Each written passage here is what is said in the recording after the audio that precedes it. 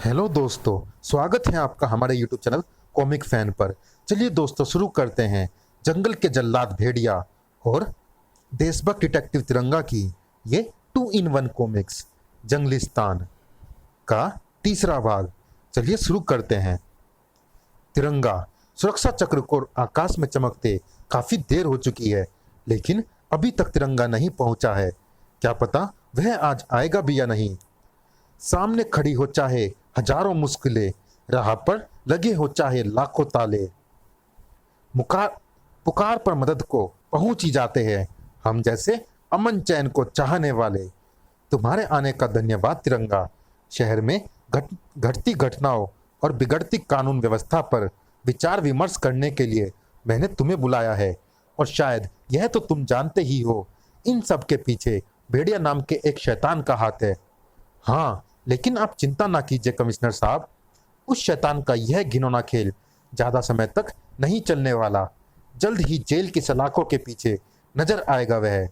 ओह, ये धमाके कैसे? बड़ाम बड़ बड़ाम। ओह, शहर की आलीशान इमारतों में बम विस्फोट हो रहे हैं।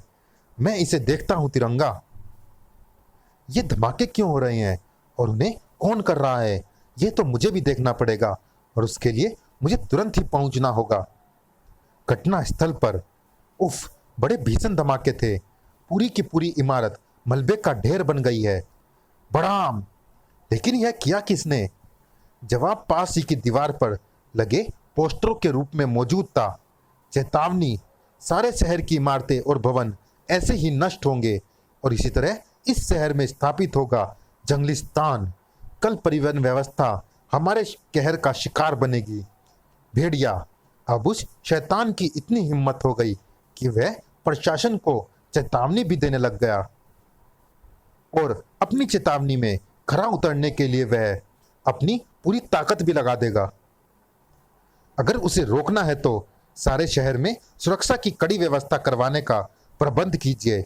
अगले दिन शहर के चप्पे चप्पे पर पुलिस नजर आ रही थी। कर्फ्यू जैसा माहौल था पूरे शहर में, भेड़िया नामक आंधी को रोकने के लिए। लेकिन क्या मालूम था उन्हें कि भेड़िया आंधी नहीं, तूफान था। बड़ूम! ऐसा तूफान अपने सामने खड़े पर्वतों से टकराता है और उन्हें उखाड़ फेंक कर धाड़ धाड़ अपने लक्ष्य की तरफ बढ़ जाता है। धड़ाम! जंगलिस्तान के रास्ते में जो भी आएगा वह ऐसे ही धूल में मिल जाएगा।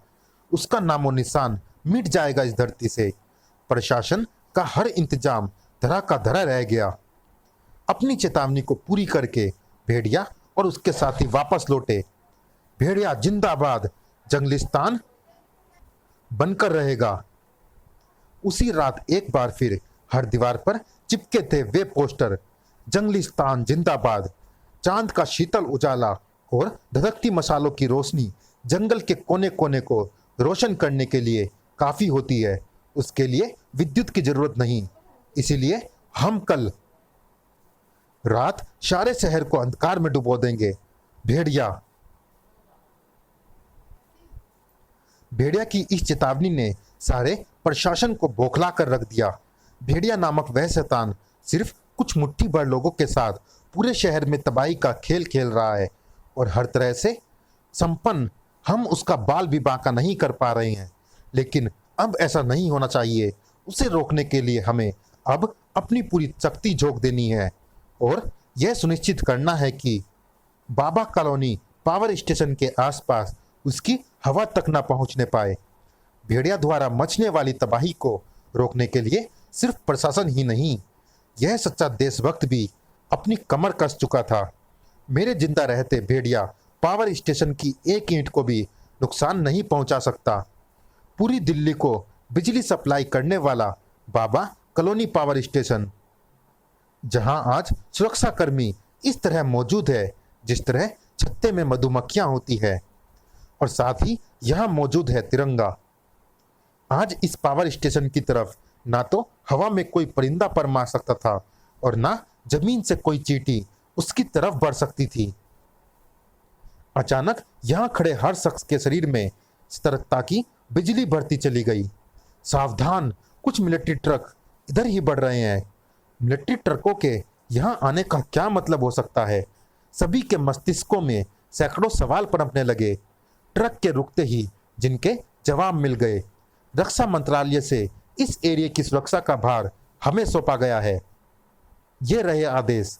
सुरक्षा अधिकारी ने मिलिट्री सार्जेंट से कागजात लेकर कुछ देर उनका निरीक्षण किया और फिर उन्हें वापस लौटाते हुए बोला, ओके सर, आप यहाँ मोर्चा संभालिए, मैं अपने आदमियों को हटाता हूँ।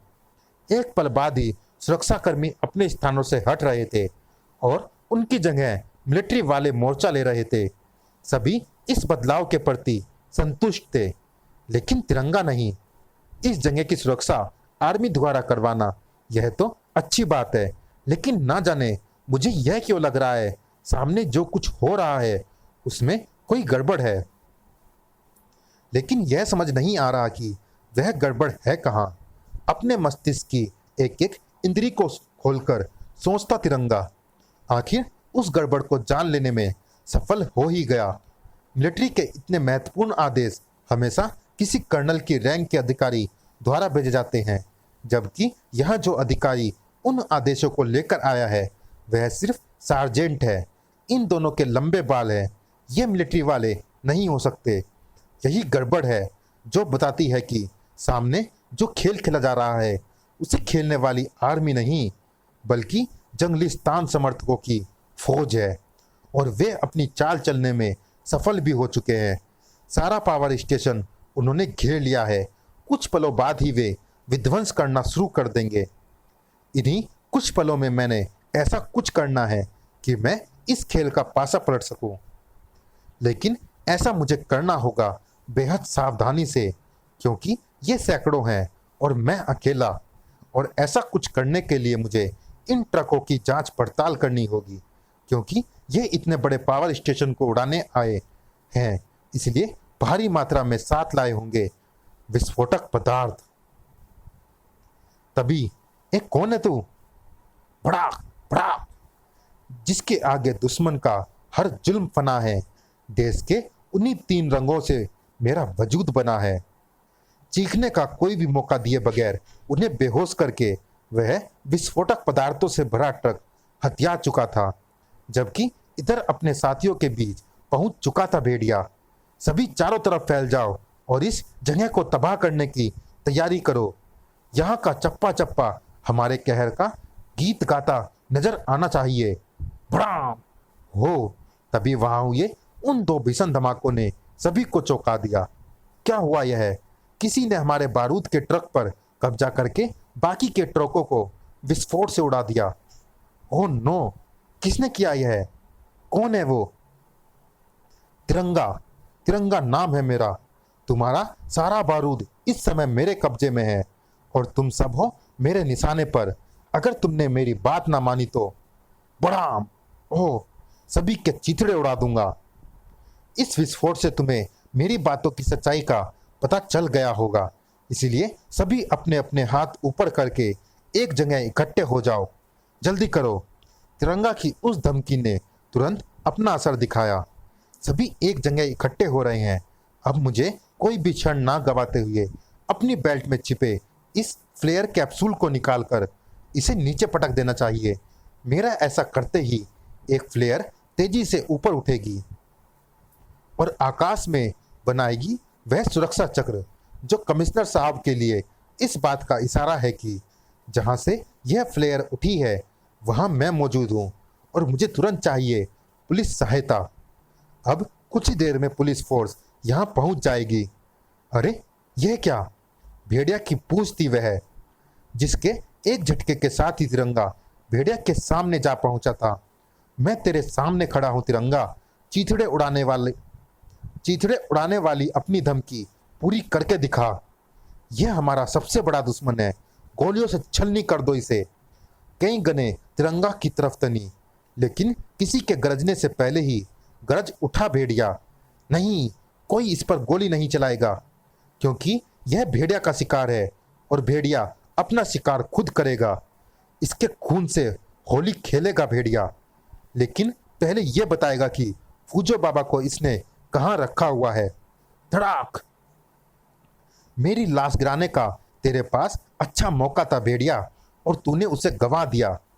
इसके लिए तू कानून की गिरफ्त में फंसा सारी उम्र अपने आप को कोसेगा। थर्ड, किस कानून की तू बात कर रहा है लंगूर? थर्ड, तुझे शायद पता नहीं कि जंगल में और जंगल के बाहर सिर्फ एक ही कानून चलता है, और वह कानून है भेड़िया का कानून। सड़ाक। और भेड़िया का कानून किसी को अपनी कैद में नहीं, मौत की कैद में पहुंचाता है। तेरी बहुत बड़ी रक्षक है यह ढाल, इसीलिए तेरी जान को तेरे शरीर से निकालने के लिए इस ढाल को तेरे हाथ से निकालना पड़ेगा। सड़ाक। ढाल मेरी रक्षक जरूर थी, लेकिन उसके बिना मैं मजबूर नहीं हूं।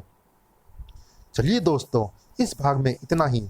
ये रोमांचक कॉमिक्स जारी है, अगले भाग में भी मिलते हैं इसी कॉमिक्स के अगले और अंतिम भाग में। तब तक के लिए धन्यवाद।